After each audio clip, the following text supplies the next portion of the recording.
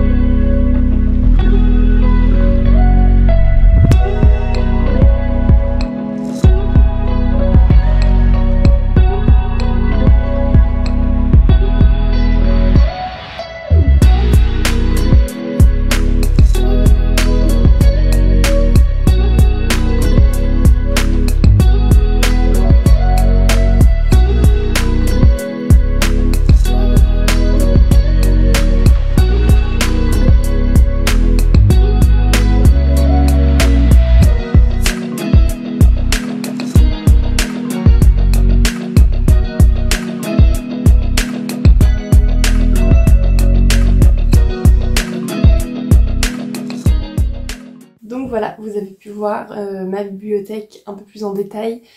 Je passe assez rapidement sur la vidéo sur tous les livres parce que sinon ça aurait été très long. Mais n'hésitez pas à me demander si vous avez des questions ou autres. Là, la bibliothèque, elle est rangée par maison d'édition, un petit peu, je dis bien un tout petit peu par genre du coup. Disons que sur cette bibliothèque ici, vous avez plus de fantaisie qu'autre chose. Celle qui est derrière, vous allez avoir plus de romance, mais c'est quand même un petit peu mélangé. Donc c'est vraiment par maison d'édition que j'ai trié mes livres. En revanche, j'aime beaucoup réaménager mes bibliothèques, changer l'ordre, bref, ça m'amuse.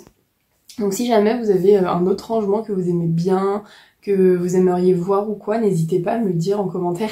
Ça me ferait trop plaisir de tout rechanger et de le faire en vidéo. Comme ça, vous m'accompagnerez pendant ce tri et ce rangement. Donc voilà, sachant qu'il y a des livres déjà que vous avez vus dessus que je ne vais pas garder, qui vont être en vente, donc sur mon Vinted très certainement. Je vous le dirai quand ce sera le cas, comme ça si jamais il y a des livres qui vous intéressent, bah, faudra pas hésiter, je vais pas les mettre à des prix exorbitants. Donc voilà. Et donc comme annoncé précédemment dans l'intro, je vais passer à mon bilan lecture du mois d'avril. Un bilan qui va être assez court finalement. Et alors le premier livre que j'ai terminé au mois d'avril, c'était un service presse, donc Bad For Me de Anita Reigins. Je l'ai adoré, il y a un reflet donc on voit pas bien la couverture. Mais voilà, il est incroyable, il est aussi beau que bien. Franchement j'aime beaucoup la couverture, soft mais en même temps avec des belles couleurs. Donc ça je valide, et le livre en lui-même j'ai beaucoup aimé. Il me semble que c'est le premier roman d'Anita, de quand elle était plus jeune, donc son premier écrit. Donc ça se voit que sa plume s'est améliorée depuis, parce que j'ai lu d'autres livres de cette autrice. Ça se ressent, mais pour autant c'est toujours aussi captivant, elle a toujours autant d'idées, d'imagination, et franchement l'histoire était hyper captivante et addictive, donc là-dessus aucun problème. Vraiment j'aime beaucoup sa plume. Et au contraire, j'ai beaucoup aimé découvrir son premier roman vraiment officiel. Donc voilà, une très bonne lecture. La tension autour des personnages, elle est constante, elle est prenante. Voilà, on voulait savoir où ça allait nous mener. L'intrigue elle est ouf, même s'il y a des choses qu'on voit venir, elle trouve la solution pour nous retourner un petit peu le cerveau, et ça j'aime beaucoup, voilà, donc vraiment une très très bonne lecture. C'est un petit pavé quand même, hein, mais j'ai beaucoup aimé. Pour vous résumer un petit peu l'histoire, c'est Amanda du coup qui a vécu quelque chose de traumatisant dans sa ville natale, et donc qui va aller, je sais, c'est à Los Angeles, voilà, rejoindre son frère.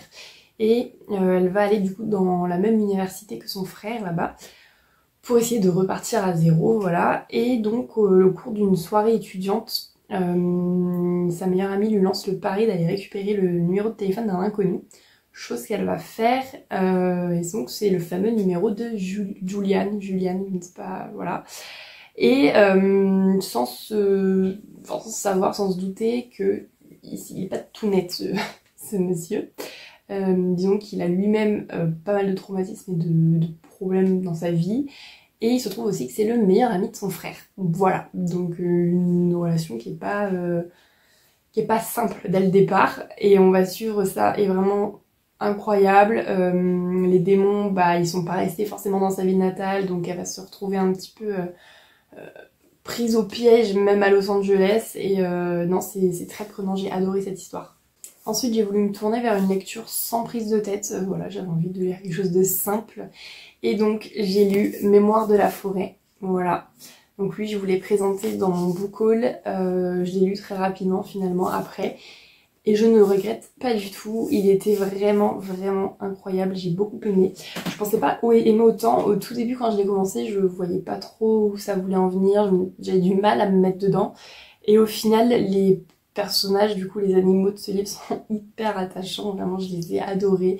C'est toute une aventure qu'on suit avec des petites découvertes par-ci par-là, on en apprend un peu plus sur leur vie, et ouais c'est une lecture simple mais pour autant qui est touchante et très captivante, donc j'ai beaucoup aimé. Je vous ai déjà lu le résumé il me semble dans mon ancienne vidéo, celle de juste avant, donc si jamais ça vous intéresse je vous laisserai la voir.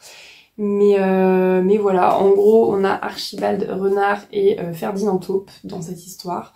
Et Ferdinand Taupe a oublié tous ses souvenirs, donc il cherche son livre où il a tout répertorié à l'intérieur, qui a été vendu par Archibald. Et comme Archibald ne sait pas à qui il l'a vendu, ils vont partir à l'aventure pour essayer de le retrouver, ce livre-là. Donc voilà.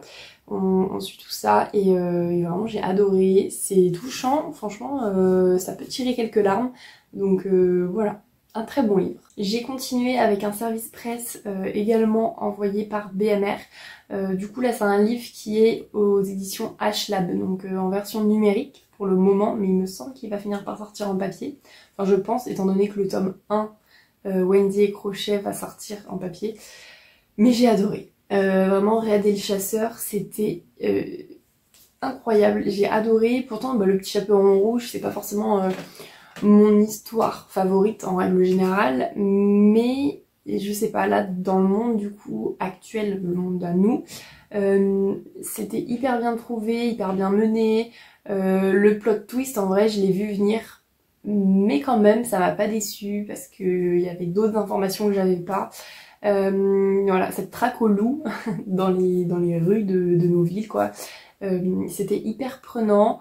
La relation entre du coup Red et le chasseur, c'était intéressant aussi. On était sur du secret, beaucoup de secrets, parce qu'ils connaissent pas forcément l'identité de l'un et de l'autre, mais en même temps ils ont besoin d'être ensemble pour avancer. Enfin voilà, et c'était incroyable, j'ai adoré. Il y avait du meurtre, de l'enquête, de l'amour. Voilà, beaucoup de choses qui font que j'aime beaucoup. Et honnêtement, voilà, cette saga, je vous l'ai déjà dit aussi, mais c'est une saga que j'aimais énormément, et j'ai très très hâte de lire le tome 3 du coup. Donc Megara et Hadès. Je pense que je vais pas tarder à le lire. Et ça se lit hyper rapidement parce que c'est des livres qui sont assez courts. Donc c'est vraiment quelque chose qu'on peut lire entre deux lectures un peu longues, et ça permet de rester dans un rythme hyper prenant, captivant, sans pour autant se plonger dans un pavé de 600 pages, quoi. C'est une bonne alternative. Et j'ai terminé mon mois d'avril avec un manga, et donc c'est le tome 5 de Death Note, voilà. J'ai avancé un petit peu. C'était un tome qui était intéressant globalement, qui m'a un peu perdue, je le reconnais, parce qu'on a beaucoup de nouveaux personnages, tout prend une autre direction, alors que pendant les 4 premiers tomes, en fait, c'était la route, on la suivait, et ça collait, et ça allait, et d'un coup, hop, virage à 180, on sait plus où on en est, on comprend plus rien. Il y a tout un groupe de personnes qu'on ne connaît pas, et donc on n'arrive pas trop à les situer, mais bon, ça va, je pense que ça va plus s'éclaircir dans le tome 6, j'espère en tout cas. Donc c'est pas mon tome préféré, mais pour autant, j'ai toujours envie de savoir comment ça va se finaliser, donc je continue de lire.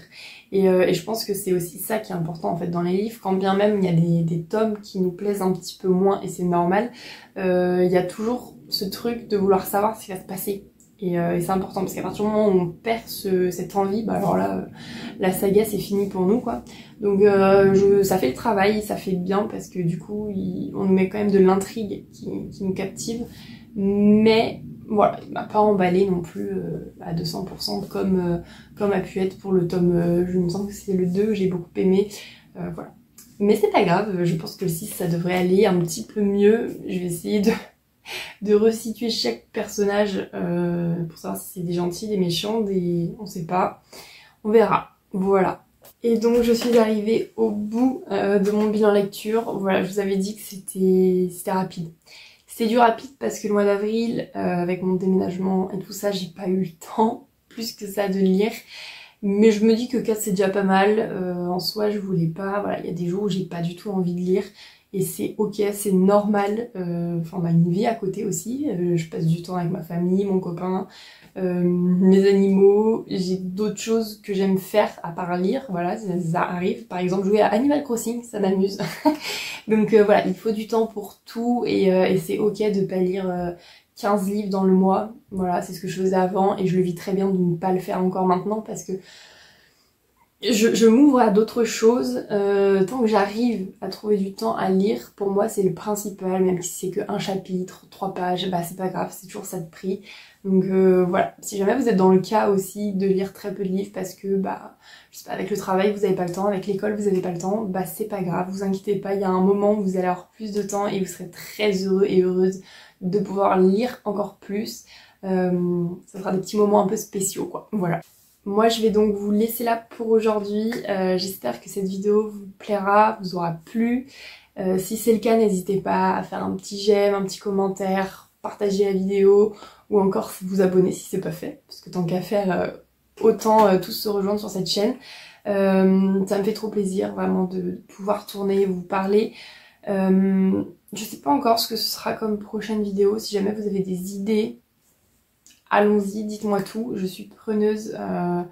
Voilà, je vais essayer de vous refaire des vlogs, vous refaire des vidéos un peu plus centrées sur une maison d'édition ou sur des ouvertures de colis, je sais pas, je ne sais pas encore, je vais voir. Mais si vous avez des idées, dites-le moi, il n'y a pas de problème. Voilà, et puis du coup, je vous fais des bisous et on se retrouve pour la semaine prochaine.